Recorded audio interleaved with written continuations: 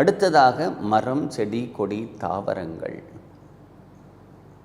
எந்த ஒரு பிறவி வந்தாலும் இந்த ஏழிற்குள் ஏதோ ஒரு பிறவியாகத்தான் அது இருக்க வேண்டும். தேவர்களாகவோ, மனிதர்களாகவோ, கால்நடைகளாகவோ, ஊர்வனவாகவோ, பரப்பனவாகவோ, நீரில் வாழக்கூடிய உயிரினங்களாகவோ, அல்லது மரம், செடி, கொடி, தாவரங்களாகவோ நாம் பிறக்க வேண்டும்.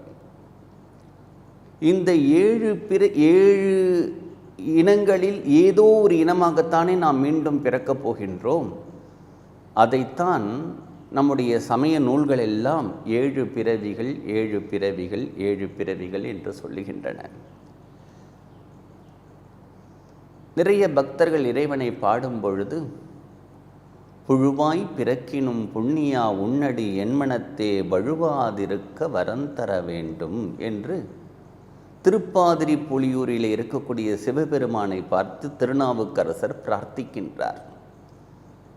அடுத்த பிறவியிலே நான் ஒரு புழுவாக பிறந்தாலும் கூட உன்னை மறக்கக்கூடாது என்று பிரார்த்திக்கின்றார். இதிலிருந்து என்ன தெரிய வருகின்றது? மனிதனாக பிறந்தவன் மீண்டும் மனிதனாகத்தான் பிறப்பான் என்ற அவசியமில்லை.